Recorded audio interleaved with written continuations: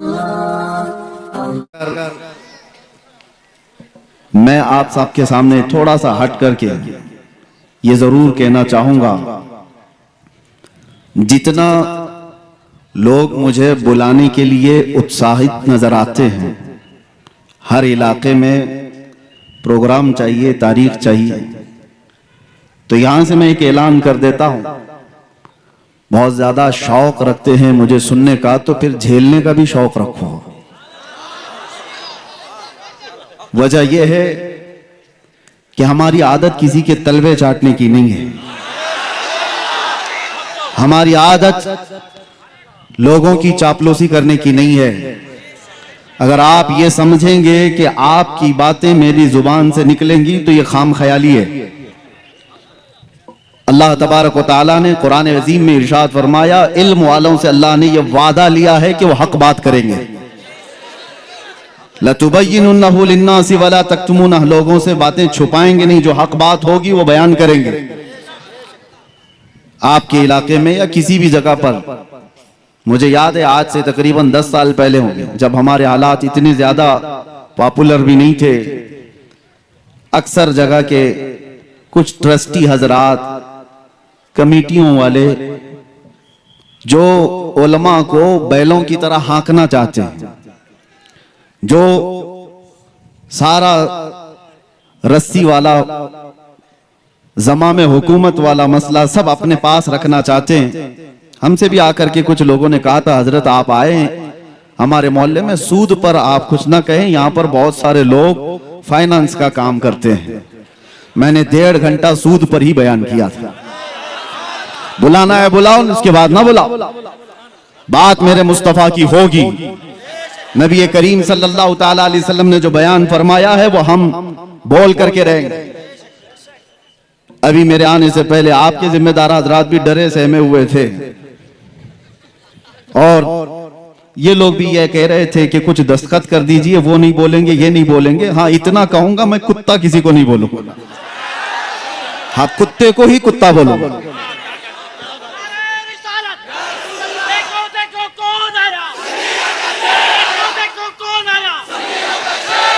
अरे मियां, डर इसी बात से लगता है, इस बात से डर लगता है, अगर कुत्ता बहुत ही बुरा होता तो बड़े लोग आज पालते क्यों उसको?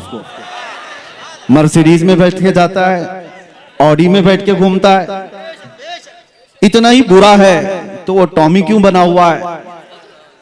हाँ, फिर भी मैं सिरा वालों से कहता हूं, आपके यहां से मैं कुत्ता किसी को नहीं कहूंगा, लेकिन जो कुत्ता होगा उसको कुत्ता कहूंगा। इतना कहने की तो इजाजत है, हुकूमत से भी है, कानून से भी है, और आपके कमेटी वालों की इजाजत की जरूरत भी नहीं है।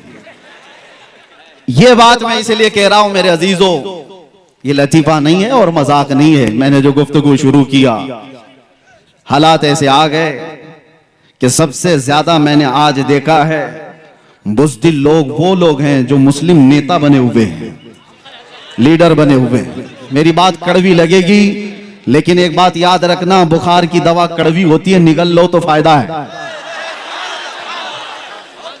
उगल दोगे तो ये बुखार चढ़ता चला जाएगा। जितना तुम्हारे अंदर चापलूसी और दूसरों की रजा हासिल करने की चाहत आई है, ये कौम को ले डूबती है, कौम को ले डूबती है। अगर सियासत करना ना आता हो तो इस मैदान में आते क्यों हो? इस मैदान में क्यों आते हो? कौम की दलाली करने के लिए, इज्जत नफ्स बेच करके इस्लाम और मजहब इस्लाम का सौदा करने के लिए।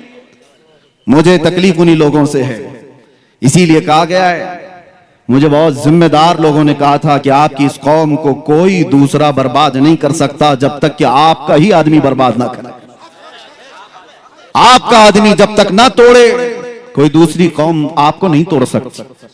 एक बहुत बड़े ऑफिसर की बात मैं आपके सामने अर्ज कर रहा हूं, और कुरान में भी रब ताला फरमाता है, वलन यजअलल्लाहु लिलकाफिरीना अलल मुमिनीना सबीला, अल्लाह तबारक व तआला हरगिज़ ईमान वालों पर काफिरों को गलबा नहीं देगा, इल्ला ये कि, मगर ये कि मुसलमान ही गद्दार होगा, जमात की दलाली कर रहा होगा, बुज़दिली उसके अंदर आई होगी, वो कौम को बेचने की बातें कर रहा होगा, मुखबिरी कर रहा होगा।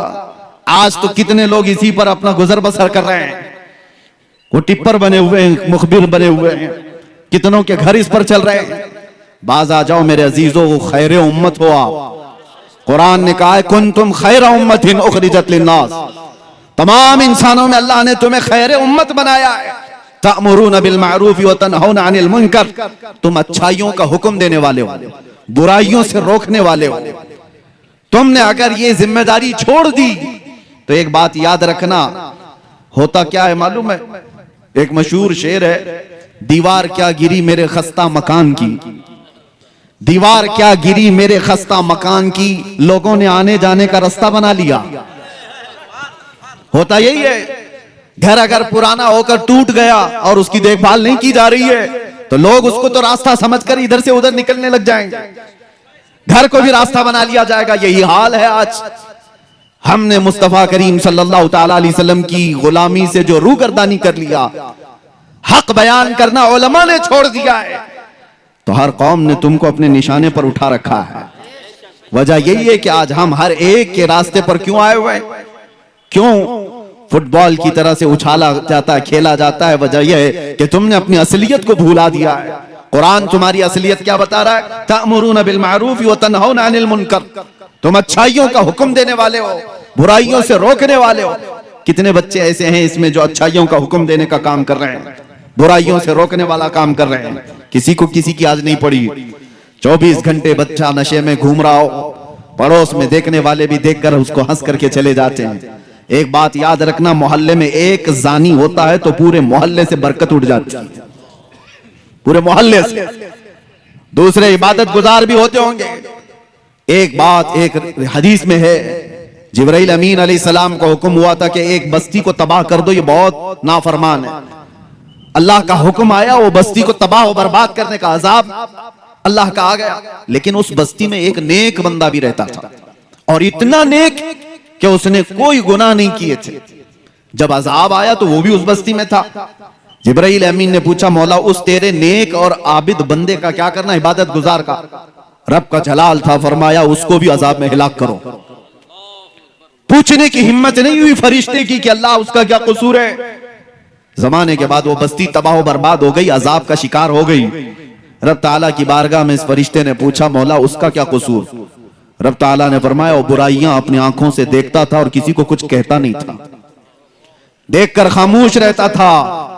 तो बुराइयां देखकर खामोश रहने वाले का भी वही अंजाम है जो बुराई करने वाले का है। वो सपोर्टर है, वो खामोश ताउन कर रहा है। आज ये हालात ने हमें दीमक की तरह से गला रखा है। मेरे अजीजों, सबसे पहले मैं उन लोगों की खबर लेना चाहता हूं जो उलमा को चलाना चाहते हैं, जो बड़े बड़े नेता हो कि पैसे वाले हो, जो कुछ भी हो आप, तुम्हारा माल तुम्हें मुबारक। रदीना किस्मतल जब्बारी फीना लना इल्मुन वलिल जुहाली मालुन। मौला अली करमल्लाहु वजहुल करीम ने फरमाया था, अल्लाह तबारक व तआला की इस तकसीम पर हम राजी हैं कि अल्लाह ने हमें इल्म दिया है, जाहिलों को माल दिया। हम इस तकसीम पर राजी हैं। अल्लाह तबारक व तआला का फजल करम और एहसान अजीम है।